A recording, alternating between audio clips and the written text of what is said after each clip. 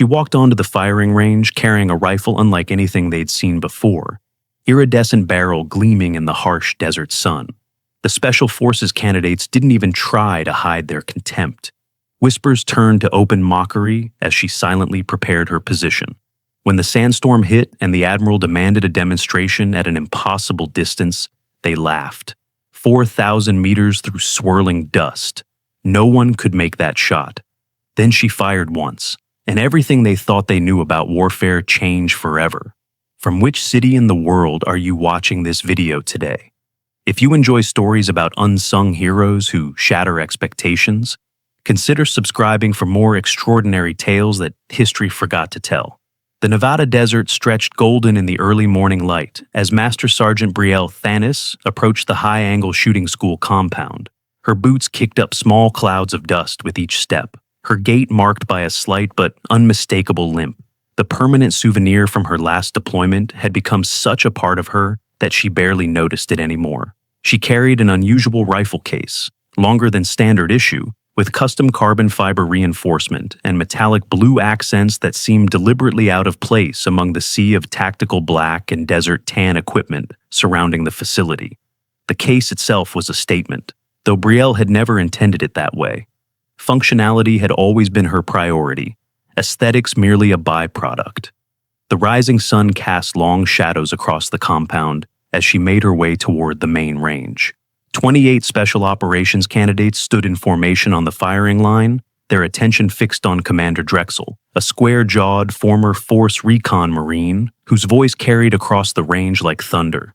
"Gentlemen and lady," Drexel added with the barest glance toward the lone female candidate, "today separates the elite from the adequate.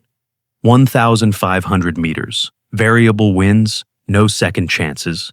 His eyes swept across the formation, deliberately skipping over the woman standing at attention in the back row. Brielle noticed this small act of exclusion, a familiar sight throughout her military career. As Brielle approached the instructor's staging area, conversations faltered, eyes darted toward her case, then away. A cluster of SEAL candidates exchanged smirks as she passed, their whispers just loud enough to be heard. "Is that even a rifle case?" one asked with exaggerated confusion. "Looks like my sister's clarinet case," another replied, triggering barely suppressed laughter from the group.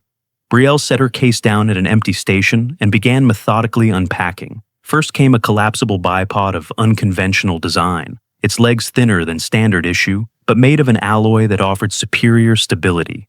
Then the stock, lightweight composite with custom ergonomics shaped specifically for her frame. Finally, she withdrew the rifle itself. The mockery became audible as the weapon caught the morning light. The rifle's barrel featured an iridescent coating that shifted colors in the sunlight, purples, blues, and greens, dancing across its surface as she rotated it during assembly. The scope system looked more like scientific equipment than military hardware, with multiple lenses arranged in a configuration no conventional sniper would recognize.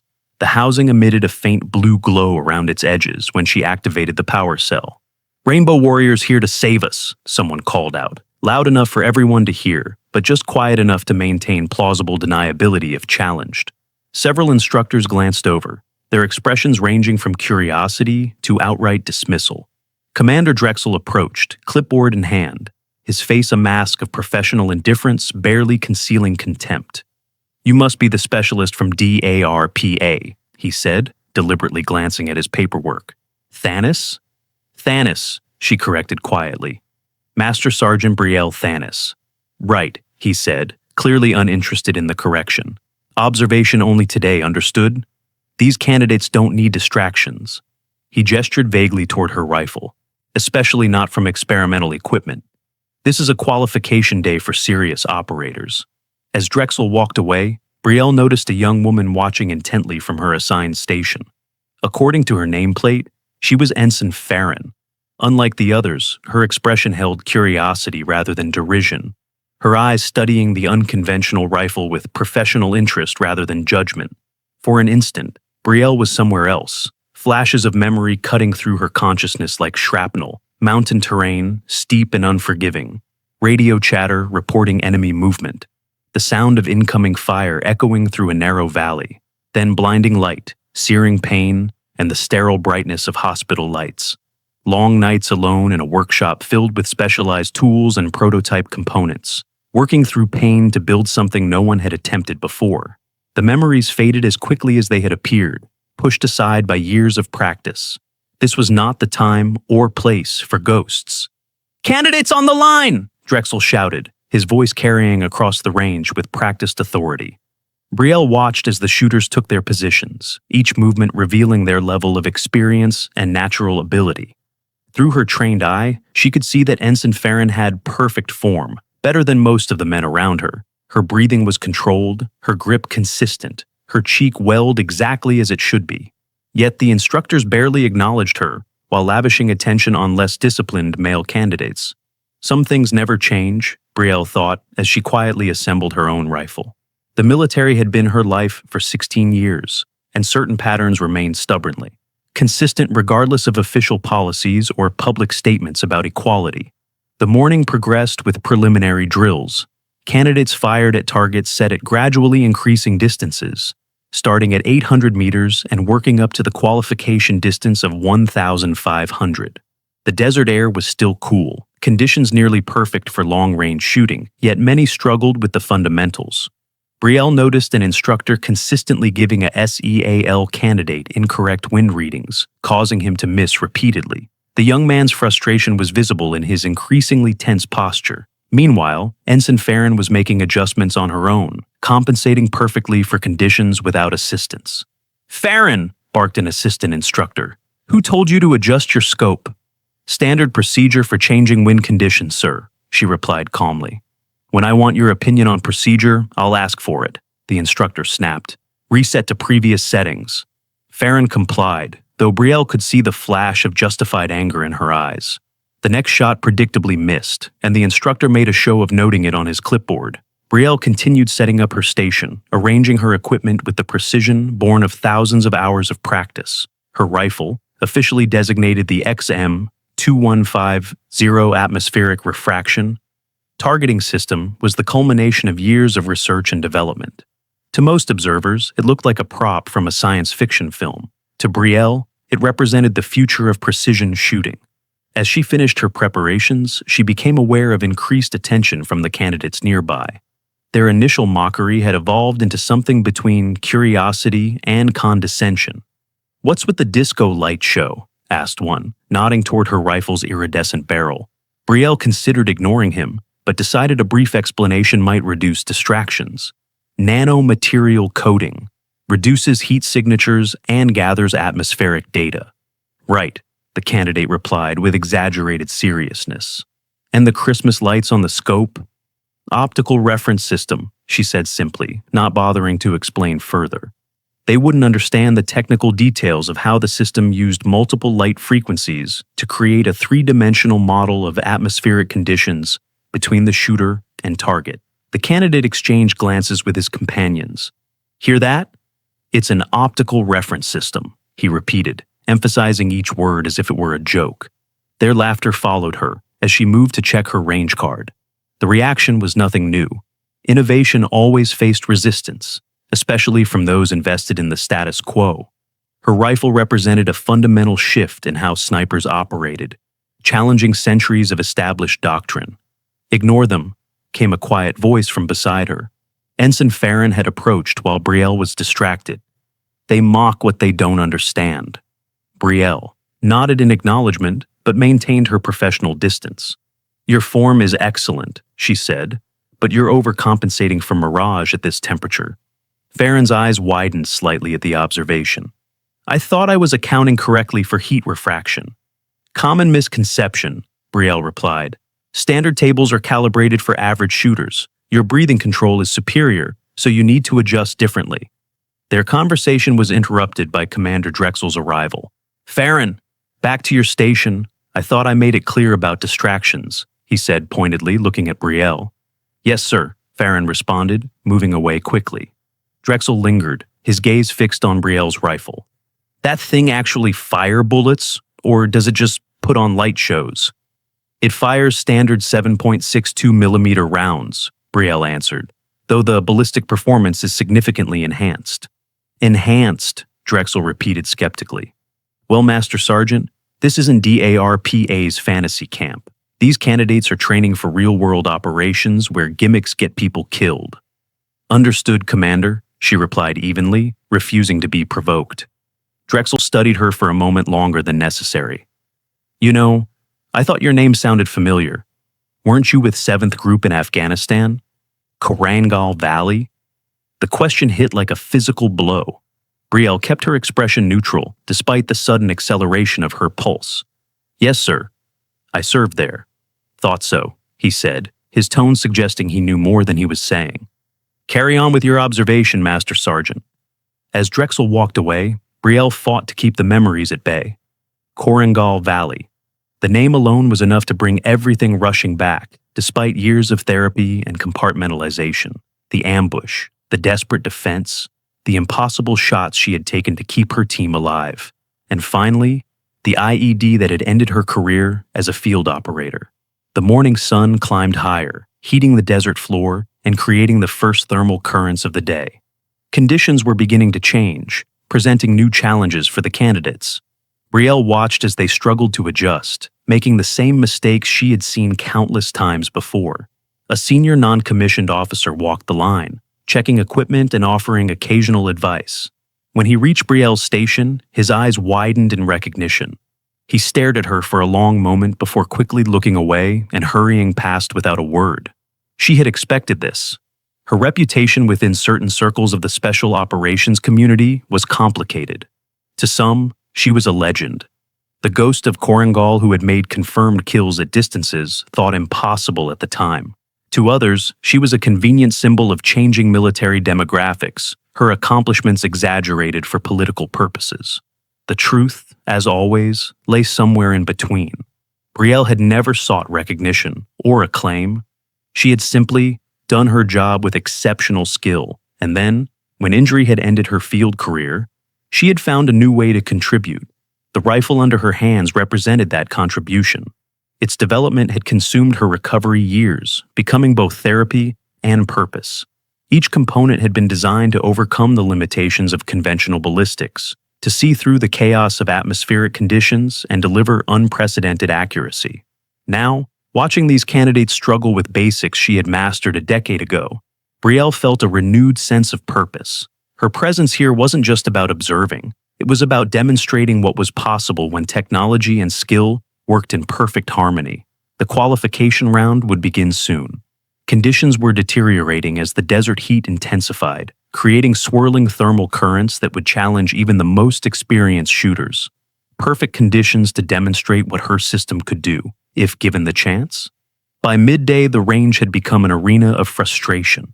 The desert winds had picked up, creating swirling currents that played havoc with ballistics calculations. The sun beat down mercilessly, causing heat mirages that distorted target images and made precise aiming increasingly difficult. Even the most experienced candidates struggled with the 1,500-meter targets, and the instructor's criticism grew harsher with each missed shot. "This is not a mall, Farron," Drexel barked, as the female candidate's shot missed by mere inches, closer than any previous attempt. "You think the enemy is going to stand still while you take your time?" Brielle watched silently, noting how Farron's calculations were actually correct for the observed conditions. The miss was not a result of poor technique. It was an unexpected gust that no standard calculation could have predicted. The young ensign's face remained stoic, but Brielle recognized the controlled frustration in her eyes.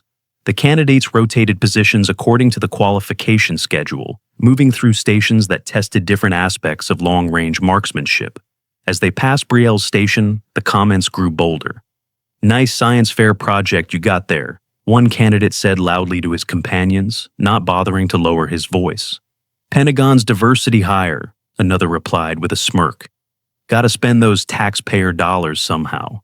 A senior NCO walking behind them suddenly stiffened at the sight of Brielle, his eyes widening slightly in recognition before he quickly looked away and hurried past. It was the second time today someone had recognized her, but chosen to avoid engagement. The pattern was familiar, a reminder of how her reputation had become both legend and controversy. Brielle continued her work, making minor adjustments to her rifle systems as she monitored changing atmospheric conditions.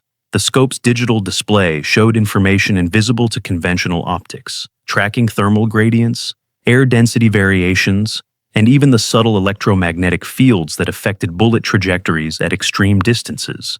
Commander Drexel approached, his shadow falling across her equipment. "Having fun with your toys, Master Sergeant?" "Gathering baseline data, sir," she replied without looking up. "Interesting conditions today." "Interesting," he repeated, the word dripping with skepticism. "Tell me something, Thanos. You really believe all this?" He gestured toward her rifle. "Makes a difference? Or is it just DARPA burning through their budget?" Brielle finally looked up, meeting his gaze directly. "The ART system improves first-round hit probability by 87% at distances beyond 1,500 meters in variable conditions. The data speaks for itself." "Data," Drexel scoffed. "I've been putting rounds on target for 23 years without glowing scopes or rainbow barrels. You know what makes a difference? Training, discipline, the fundamentals. With respect, Commander, the fundamentals were established based on the limitations of previous technology. We can do better now." Drexel's expression hardened. "We'll see about that." He glanced toward the firing line where candidates were preparing for their next rotation.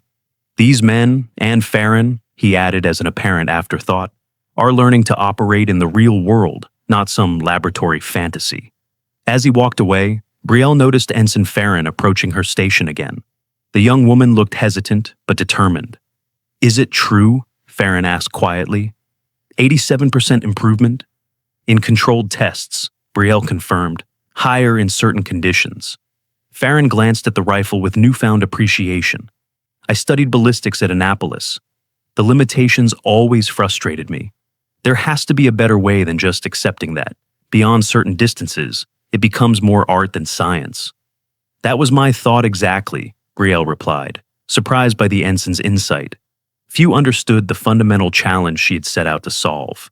The problem is not the shooter or even the rifle. It is the inability to accurately model what happens to the round after it leaves the barrel. Farron nodded enthusiastically. "Exactly. We compensate based on experience and rules of thumb, but there are too many variables for the human mind to process in real time, which is why we need to augment human capability," Brielle concluded, gesturing toward her scope system. Their conversation was interrupted by an instructor calling Farron back to the line for her final qualification round. Brielle watched as the ensign returned to her position, noticing a new confidence in her movements. Sometimes all it took was knowing that someone else shared your vision of what was possible. The afternoon heat had reached its peak, creating the most challenging shooting conditions of the day. Heat waves distorted targets, and unpredictable wind gusts made even educated estimates unreliable. Farron prepared for her final qualification shot, her posture perfect as she settled behind her rifle. Brielle noticed immediately that the wind conditions had shifted dramatically in the past few minutes. The flags on the range indicated a left-to-right wind, but the heat patterns visible through her ARTS scope showed a contrary current at higher elevation. Farron was making adjustments based on the flags, which would lead to a significant miss. Without thinking, Brielle stepped forward, intending to offer a quick correction. An instructor immediately moved to intercept her. "No assistance from observers," he said coldly, positioning himself between Brielle and the firing line. "The conditions have changed," Brielle explained quietly. "There is a countering current at 100 feet elevation." "Range rules are clear," the instructor replied, unmoved. "No outside assistance during qualification." Brielle stepped back, watching as Farron completed her calculations based on incomplete information. The ensign took a breath, held it, and squeezed the trigger. The shot went wide, missing the target by a significant margin. Her face remained composed, but the disappointment was evident in her rigid posture as she cleared her weapon and stood. Commander Drexel made a show of marking the miss on his clipboard. "Consistency, Farron. That is what separates the qualified from the washouts." The wind suddenly intensified dramatically, carrying with it the distinctive scent of dust and sage. A wall of tan appeared on the horizon, moving toward the range with alarming speed. "Sandstorm," called out the safety officer, his voice cutting through the ambient noise of the range. "Secure your equipment." Qualification rounds suspended. The candidates immediately began breaking down their stations, protecting sensitive equipment from the approaching storm. The instructors gathered near the control tower, conferring urgently as they assessed the situation. Brielle calmly activated the protective features of her rifle system, extending a thin film cover over the optics and sealing the action against dust intrusion. The ARTS was designed to operate in extreme conditions, including the dust storms common to desert deployments. As the first tendrils of dust reached the range, the distinctive sound of helicopter rotors cut through the wind. A Black Hawk appeared, approaching from the east and descending toward the landing pad adjacent to the range. This was not a scheduled arrival, and the sudden tension among the instructors suggested an important visitor. The helicopter settled onto the pad, its rotors kicking up additional dust as it powered down. A tall, silver-haired man in an admiral's uniform emerged from the aircraft and strode purposefully toward the range, flanked by two aides who struggled to keep pace with his long strides. Commander Drexel's posture changed instantly, his spine straightening as he moved to intercept the new arrival. "Admiral Lasden," he called out, saluting sharply. "We were not expecting you until tomorrow, sir." "Schedules change, Commander," the Admiral replied, returning the salute before surveying the range. His eyes settled on Brielle and her assembled rifle. "What in God's name is that?" "DARPA observer, sir," Drexel explained with poorly concealed disdain. "Some kind of prototype." The Admiral approached Brielle's station, candidates and instructors gathering behind him. The coming sandstorm cast an eerie orange glow over the range as dust particles filtered the sunlight. "Master Sergeant Thanis," Admiral Lasden said, surprising Brielle with his recognition. "I have heard interesting reports about your project." "Yes, sir," she replied, unsure how much the Admiral knew about the ARTS program. It had been developed under multiple security classifications, with details compartmentalized even within DARPA. Lasden studied the rifle with obvious curiosity. "Toy weapons making their way into my training facilities now?" he asked loudly, though his tone lacked the dismissiveness of Drexel's earlier comments. Laughter rippled through the gathering crowd of candidates, who interpreted the Admiral's question as mockery rather than genuine interest. "The XM2150 is a fully functional combat system, sir," Brielle explained, "currently in final testing before field deployment evaluation." "Is that so?" The Admiral squinted through the thickening dust toward the farthest visible target. "How about a demonstration with this fancy contraption before we lose daylight completely?" "That 4,000-meter target should do." A hush fell over the group. 4,000 meters, nearly 2.5 miles, was beyond any confirmed sniper kill in history, let alone in a sandstorm with near-zero visibility.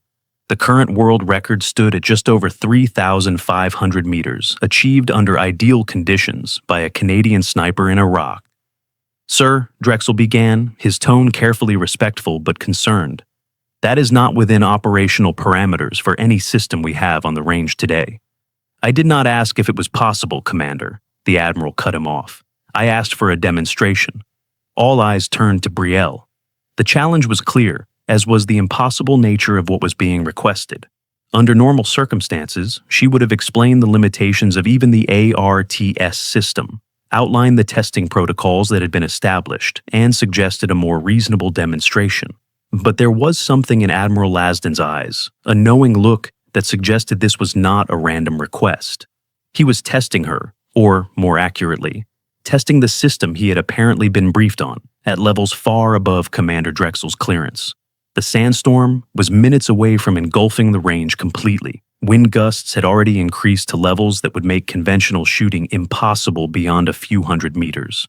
Visibility was deteriorating by the second as the dust wall approached. Perfect conditions to demonstrate what the arts could really do. "I would be happy to demonstrate, Admiral," Brielle said calmly, turning to her rifle, "though I should note that these conditions exceed the documented test parameters." A murmur ran through the gathered candidates. Some exchanged smirks, while others looked genuinely curious. Ensign Farron stood slightly apart, her expression intense as she watched Brielle prepare. "You do not have to do this," Farron whispered as she moved closer. "No one could make that shot, not in these conditions." Brielle gave a small, knowing smile as she settled into her shooting position. The familiar routine centered her, pushing away the distractions of the audience and the approaching storm. As she raised her arm to adjust the scope settings, her sleeve pulled back slightly, revealing the edge of a tattoo, the distinctive ribbon and star of the Medal of Honor partially visible on her wrist. Farron's eyes widened at the sight, her lips forming a silent "oh" of recognition. Brielle pretended not to notice as she activated the ARTS system's full capabilities. The scope emitted a soft blue glow as its advanced sensors came online. Through the eyepiece, Brielle saw what no one else could: a digital overlay mapping wind currents, temperature gradients, and atmospheric distortion between her position and the distant target, now barely visible through the approaching wall of sand. The system processed billions of calculations per second, creating a predictive model of the bullet's path that accounted for every environmental factor between shooter and target. What had once been the realm of estimation and experience was now reduced to precise mathematics and physics. Brielle drew a single measured breath, made 3-minute adjustments to dials no standard rifle possessed, and prepared for the most important shot of her career. Not because of the difficulty, she had made more challenging shots in combat, but because of what this moment represented. The future of precision shooting was about to be demonstrated in the most dramatic way possible. She squeezed the trigger. The rifle made an unusual sound, more a whisper than a crack as it fired. The proprietary suppression system and modified powder load reduced the acoustic signature to a level barely perceptible above the growing wind. The barrel showed no visible recoil, another feature of the advanced stabilization system built into the stock. For 3 long seconds, nothing happened. The gathered observers stood frozen, eyes straining toward the distant target now almost completely obscured by the approaching wall of sand. Commander Drexel shifted his weight, already preparing the dismissive comments he would make when the inevitable miss was confirmed.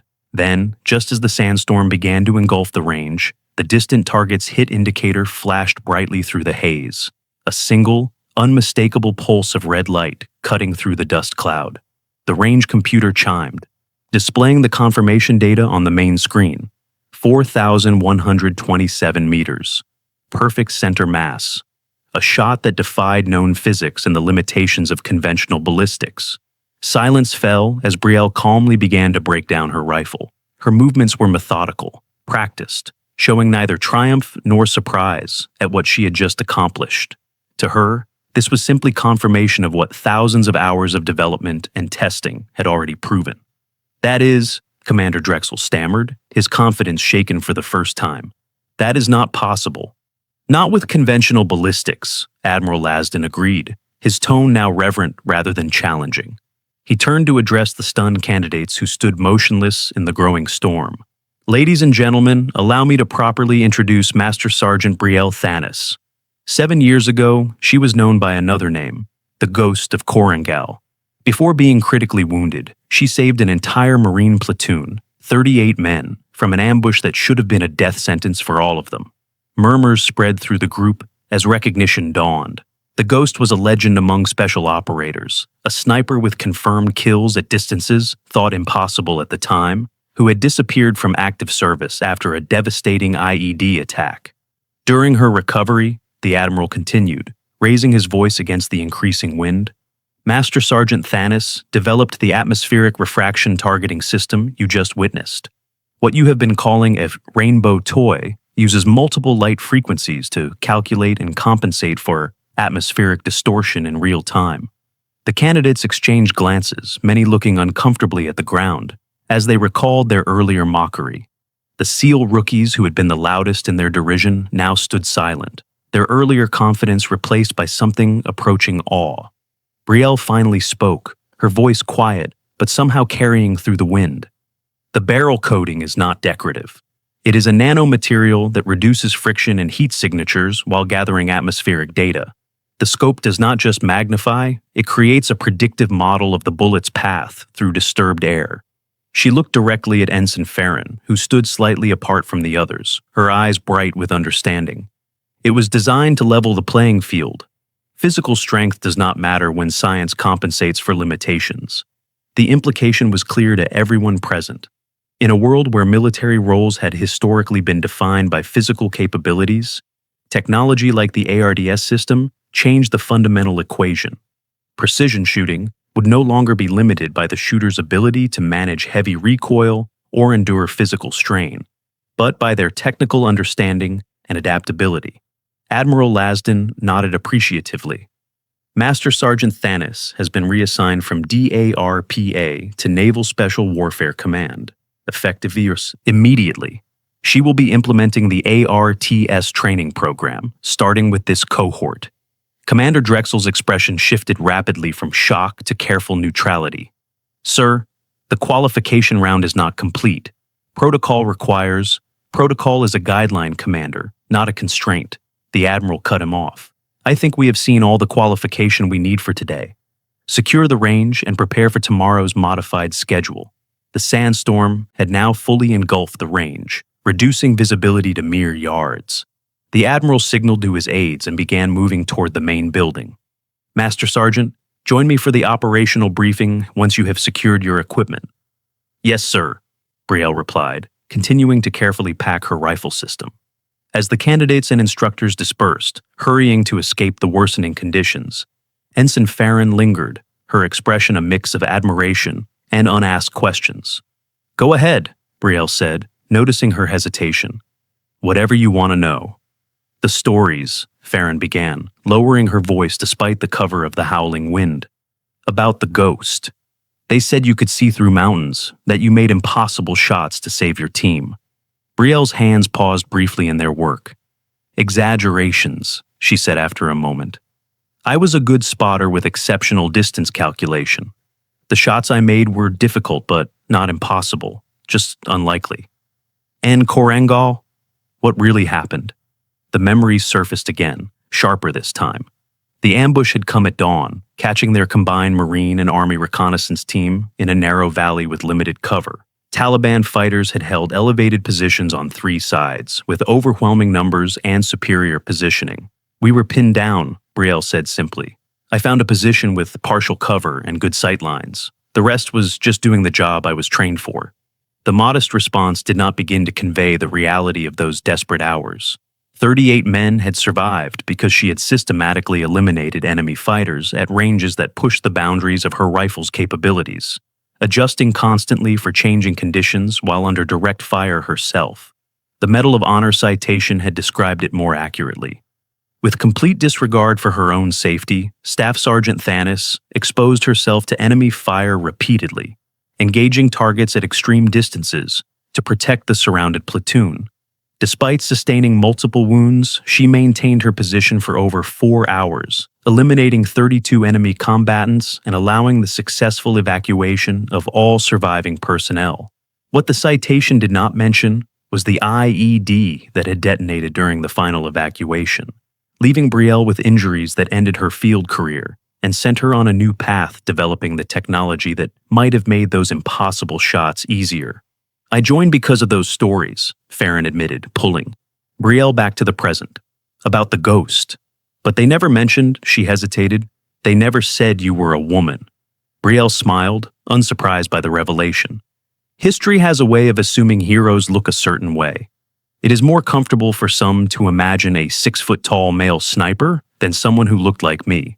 The storm was intensifying around them, sand finding its way into every exposed crevice of equipment and clothing. Brielle secured the final component of her rifle system and closed the case. We should get inside, she said, gesturing toward the main building. As they walked together through the swirling dust, Farron asked the question that had clearly been bothering her since the demonstration. Why show us now? Why not years ago when the system was first developed? Military adoption of new technology is complex, Brielle explained. The arts needed to be proven beyond any doubt before it could be implemented broadly. Today was the final test, arranged by Admiral Lasden to confirm what the data already showed. They set this up, Farron realized. The Admiral's surprise visit, the impossible challenge. Not entirely, Brielle clarified. The Admiral's visit was planned, but the sandstorm was a fortunate coincidence. It provided the perfect conditions to demonstrate the system's capabilities under extreme environmental stress. They reached the main building, shaking sand from their uniforms before entering. Inside, the contrast between the howling storm and the quiet interior was stark. Personnel moved efficiently through the halls, adjusting schedules and preparing for the modified training program that would begin the next day. "What happens now?" Farron asked as they paused outside the briefing room where Admiral Lasden waited. "Now," Brielle replied, "we change how Special Operations thinks about precision engagement. The arts program is not just about technology, it is about expanding our understanding of what is possible." She looked directly at the young ensign, seeing in her the same determination and intelligence that had driven her own career. "And you will be part of that change." The next morning dawned clear and cool, the sandstorm having passed during the night, leaving the desert landscape subtly altered. Dunes had shifted, surfaces had been scoured clean, and everything was covered in a fine layer of dust that sparkled in the early light. Brielle arrived at the range to find the candidates standing at attention in perfect formation. Their demeanor had transformed overnight, the previous day's mockery replaced by disciplined respect. Commander Drexel stood at the head of the formation, his expression unreadable as Brielle approached. "Master Sergeant Thanis," he announced formally, his voice carrying across the silent range. "With Admiral Lasden's authorization, I am pleased to introduce you as our new advanced ballistics instructor." The candidates remained at attention, but their eyes followed Brielle as she moved to the front of the formation. She carried her rifle case casually, no longer concerned about the reactions it might provoke. "At ease," she said once she had taken her position. "Yesterday, you witnessed what the atmospheric refraction targeting system can do under extreme conditions. Today, we begin learning how to integrate this technology into operational protocols." The training day proceeded with a detailed introduction to the principles behind the ARTS. Brielle explained the fundamental limitations of conventional ballistics and how the new system overcame them through real-time environmental data collection and predictive modeling. The candidates listened with rapt attention, their earlier skepticism replaced by genuine interest. During a break, Ensign Farron approached Brielle hesitantly. The young woman's expression was more confident than the previous day, but still tinged with uncertainty. "Master Sergeant," she began, "I have been reviewing the preliminary ARTS documentation. The mathematics behind the system is extraordinary, but I noticed something unusual in the targeting algorithms." Brielle raised an eyebrow, impressed by Farron's initiative. "What did you notice?" "The system seems to prioritize shooter comfort over theoretical optimal positioning," Farron explained. "That is unconventional for military technology, which typically expects the operator to adapt to the equipment." A smile spread across Brielle's face. "That was a deliberate design choice. The ARTS was developed based on my experience in the field, where I learned that shooter fatigue is often the limiting factor in extended operations.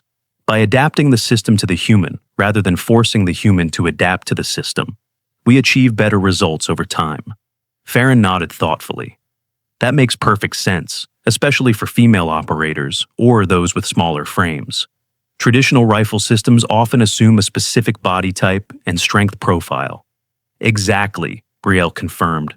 "The future of combat effectiveness is not about forcing everyone into the same mold, but about maximizing each individual's capabilities through appropriate technology." After the formation dispersed for individual study, Commander Drexel approached Brielle, his demeanor noticeably different from the previous day. "Master Sergeant," he began, an unfamiliar hesitation in his voice, "I owe you an apology. My assumptions about your system and about you were unfounded and unprofessional." Brielle considered the man before her, recognizing the difficult position he was in. His entire career had been built around conventional military doctrine, and the ARTS represented a fundamental challenge to many of his core beliefs. "Apology accepted, Commander," she replied simply. "Change is difficult, especially when it questions established expertise." Drexel nodded, relief visible in his expression. "If you do not mind my asking, how did you develop the concept? The leap from conventional ballistics to the ARTS seems, well, revolutionary." "Necessity," Brielle explained. "After my injuries, I knew I could never return to field operations as a conventional sniper. The physical requirements were beyond what my body could manage after the IED, but I still had the knowledge, the experience of what was needed in combat situations. So instead of trying to rebuild myself to fit the old paradigm, I built a new system that could compensate for human limitations." Understanding dawned in Drexel's eyes. "You turned a personal setback into an advancement for the entire military." "I just solved a problem," Brielle said modestly. The implications for the broader force structure were secondary considerations at the time, but they both knew that was not entirely true. The arts represented more than just technological innovation. It symbolized a shift in how the military might approach capability and inclusivity in the future. 6 months later, Brielle stood on the tarmac of Naval Air Station North Island, watching as the first mixed-gender high-angle specialist team prepared to board their transport for deployment. The arts training program had been accelerated after the demonstration, with systems now being fielded to select special operations units. Ensign Farron, now Lieutenant Farron, following her exemplary performance in the training program, approached Brielle with a crisp salute. She carried Brielle's original prototype rifle, which had been officially assigned to her for the deployment. "Master Sergeant," Farron said formally, though her eyes sparkled with excitement. "Team 2 is ready for deployment." Brielle returned the salute. "The system has been fully calibrated for your operating environment. Remember, trust the data, but verify with your training." "Always," Farron replied with a confident smile. "We will make you proud." As Farron turned to board the aircraft, Brielle felt a sense of completion that had eluded her since Korengal Valley. The weapon that had once drawn ridicule was now the most requested piece of equipment in the special operations community. The technology she had developed during her darkest days was changing the fundamental nature of combat engagement. But Brielle knew the truth that many still failed to grasp. It was not the rifle that had changed everything, it was the shot, and the person behind it. Technology was merely a tool. It was the human element, the willingness to challenge assumptions and push beyond accepted limitations, that truly transformed capability. As the transport lifted off, carrying the future of precision engagement to wherever it was needed most, Brielle turned toward her workshop, where the next generation of the arts was already taking shape. The prototype on her bench incorporated lessons learned from the training program, refined and enhanced based on operator feedback. The journey from the ghost of Korengal to the creator of the arts had been long and often painful, but watching that aircraft disappear into the distance, carrying her legacy into the future, Brielle knew with certainty that every step had been necessary. Have you ever known someone who never asked for recognition, but deserved more than anyone else? Share your experience in the comments and subscribe to hear more untold stories of extraordinary people who changed history from the shadows.